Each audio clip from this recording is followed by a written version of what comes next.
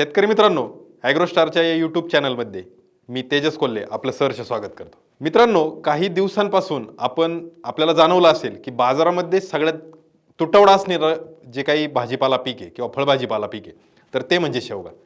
आणि थोडा ना थिडका याचा विक्रमी असा बाजारभाव, अगदी 300 रुपयापासून तर 600 रुपये किलोपर्यंत किरकोळ विक्रीमध्ये याचा बाजारभाव आहे. मित्रांनो, आपल्याकडं गमतीने लोक म्हणतात की पावसाळा आला की माकड म्हणतं का मी घर बांधेल.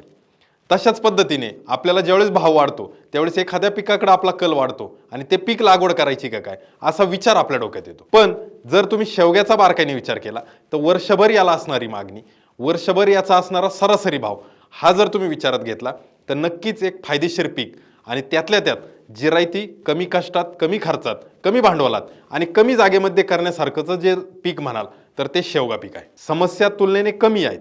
नियोजन जर चांगलं केलं, बहाराचं नियोजन असेल किंवा त्याच्यावर असणारा ज्या काही किरकोळ समस्या कीड रोगाच्या त्याच्यावर जर आपण व्यवस्थित नियोजन जर केलं तर निश्चितच आपल्याला उत्पादन मिळेल आणि आर्थिक नफा मिळेल. मित्रांनो, शेवगा हे पीक जसं उत्पन्नासाठी वंडर पीक आहे तसंच त्याचा उपयोगही आहेच, तोही वंडर आहे. तो कसा की शेवग्याचं पान असेल, फूल असेल, शेंगा असेल, अगदी त्या झाडाचे सर्व अवयव उपयोगात येतात. आणि हा उपयोग फक्त एक आपल्या दैनंदिन आहारामध्ये नाही तर मेडिसिनल यूज म्हणजे ज्याला आपण आयुर्वेदामध्ये किंवा औषध म्हणून अतिशय चांगला उपयोग होतो. आणि हा सगळा उपयोग पाहता, हा सगळ्या गोष्टीचा विचार करता शेवगा हे आपल्याला शाश्वत उत्पादन देणारं पीक आहे असं मी या ठिकाणी आपल्याला सांगू शकतो. मित्रांनो, मग आता विचार काय करताय?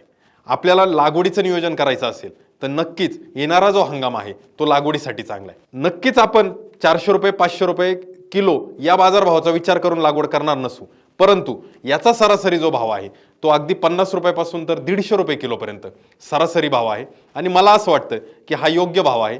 या भावामध्ये जरी आपला शेवगा आपण विकू शकलो तरी आपल्याला होणारा जो नफा आहे तो प्रचंड असेल आणि तो एक शाश्वत असेल.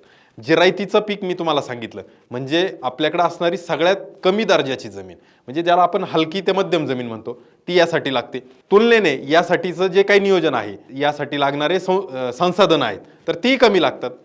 ठिबकवर जर आपण नियोजन केलं तर चांगलं होईलच होईल, परंतु याला बाकीचं जे काही नियोजन आहे तर ते फार तुलनेने कमी इतर पिकांच्या तुलनेत. आणि मग आपल्याला जर व्यवस्थित नियोजन करता आलं, बहाराचं नियोजन साधता आलं, बाजार भाव कधी टिकतो म्हणजे जर सांगायचं झालं जो 6 महिने पावसाळा टिकला आणि हा जास्त कालावधीसाठी टिकलेला पावसाळ्यामुळे शेवग्याला फुलं येण्याचं प्रमाण कमी, मग तुलनेने त्या फुलांचं फळांमध्ये रूपांतर किंवा शेंगा लागण्याचं प्रमाण कमी आणि हा असलेला तुटवडा बाजारामध्ये पुरवठा खूप कमी आणि मागणी तर तेवढीच, म्हणून शेवग्याचा वाढलेला हा बाजार आहे. मित्रांनो, मग अशाच पद्धतीने जर आपल्याला शेवग्याचं उत्पादन शाश्वत पद्धतीने जर घ्यायचं असेल तर ॲग्रोस्टार आपण कमेंटच्या माध्यमातून सांगू शकता की या पिकाविषयीची माहिती आपल्याला अतिरिक्त हवी आहे का, याच्याविषयी आपण सविस्तर व्हिडिओ बनवायचा का. परंतु आजचा व्हिडिओ बनवण्याचा उद्देश इतकाच की आपल्याला कमीत कमी खर्चात, कमी भांडवलात आणि कमी नियोजनात आपल्याला शाश्वत उत्पादन देणाऱ्या पिकाकडे बघायचंय. मग तो शेवगा एक त्यासाठी आदर्श पीक ठरू शकतो आणि नक्कीच आपण याचा विचार करावा. या अनुषंगाने आज आपण हा व्हिडिओ बनवला. मित्रांनो, आपणही कमेंट करून सांगा की आपल्याला आपल्या भागामध्ये शेवग्याचा विक्रीचा दर काय चालू आहे. किरकोळ विक्रीचा भाव मी बोललो, जो शहरामध्ये असेल किंवा मोठ्या मोठ्या मंडईमध्ये असेल तो किरकोळ विक्रीचा दर प्रचंड मोठ्या प्रमाणात आहे. पण आपल्याकडे जो काही ठोक विक्री जो चालू आहे तर त्याचाही दर काय ते आपण कमेंट करून सांगायला विसरू नका. आता हे झालं शेवगा नवीन लागवड करायचंय त्यांच्यासाठी. शेवग्यासाठी आवश्यक वातावरण किंवा शेवग्यासाठी मानवणारं जे हवामान आहे तर ते उष्ण आणि कोरडं हवामान शेवग्याला मानवतं. फार दमट किंवा अति पावसाळा किंवा अति पाणी शेवग्याला मानवत नाही.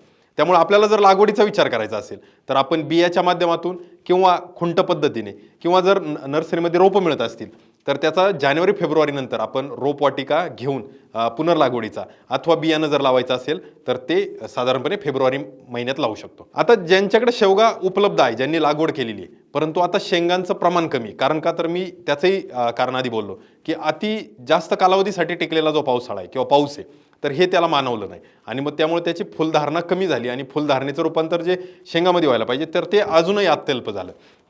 मग त्यासाठी आपल्याला आता इथून पुढे शेवग्याला पाण्याचा ताण द्यायचा आहे आणि जोपर्यंत शेवग्याला फूल येत नाही तोपर्यंत अजिबात पाणी द्यायचं नाही. यावर येणाऱ्या जे काही महत्त्वाच्या किडी आहेत तर त्यातली पहिली मावा किडे जी की शेवगा पिकाच्या फुलांवर परिणाम करते, फुलांच्या संख्येवर परिणाम करते आणि फुलांचं रूपांतर शेंगामध्ये होऊ न देण्यासाठी कारणीभूत असते.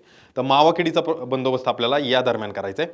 आणि भुरी रोग जो की फुलांच्या देठावर येतो, त्या भुरी रोगामुळे फुले गाळण्याचं प्रमाण किंवा फुलांपासून फळांमध्ये किंवा शेंगामध्ये रूपांतर न होण्याचं जे काही कारण आहे तर ते आपल्याला थांबवायचे.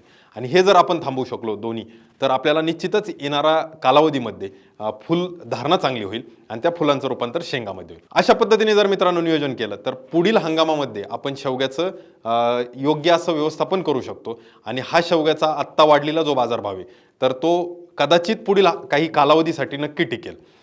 मी परत एकदा सांगतो की 400-500 रुपये विक्रीचा भाव जरी नाही आपण लक्षात घेतला तरी 150 रुपये किलो हा भाव, 120 रुपये किलो भाव हा सरासरी चांगल्या पद्धतीचा भाव मानला जातो. आणि तो जर आपण मिळवू शकलो आणि त्या अनुषंगाने व्यवस्थापन करून उत्पादन घेऊ शकलो तर नक्कीच आपल्याला हे आर्थिक गणित अतिशय चांगले शेवग्यातून होईल. मित्रांनो, ॲग्रोस्टारच्या वतीने आपण मागील एका व्हिडिओमध्ये पाहिलं होतं की शाश्वत उत्पादन जर आपल्याला घ्यायचे तर आपल्याला कोणत्याही एका पिकावर विसंबून चालणार नाही.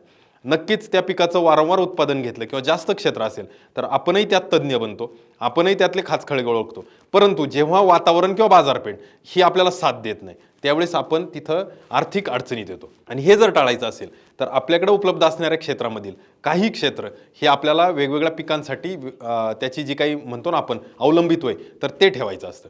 मग त्या अनुषंगाने आपण शेवगा या पिकाचाही पर्याय आदर्श पीक म्हणून निवडू शकतो. जिथं आपली हलकी जमीन आहे, सर्वसाधारण जमीन आहे, त्या जमिनीत आपण याचा उपयोग करू शकतो.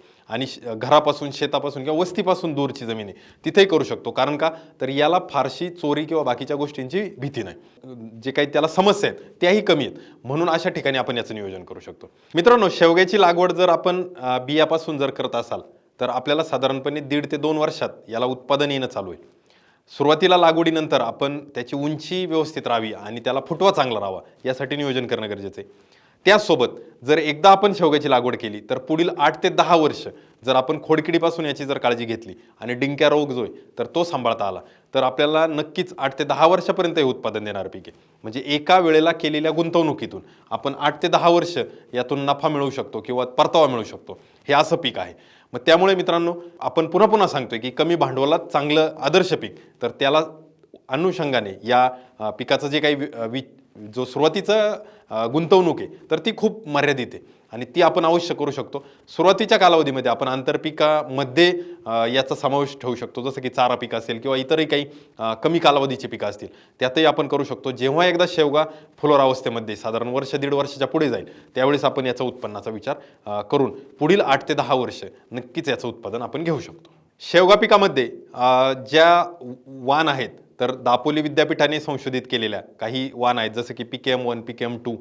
तर मित्रांनो, त्याच्या लांबीवर ते वाण अवलंबून आहे. शेवगा पिकाच्या शेंगेची जेवढी लांबी जास्त तेवढी त्याला बाजारात मागणी, परंतु त्या उत्पन्नाला तो तुलनेने कमी. म्हणून आखूड जे काही लांबीच्या शेंगा आहेत जसं की PKM2 सारख्या तर त्याचा विचार प्रामुख्याने शेतकरी करतात.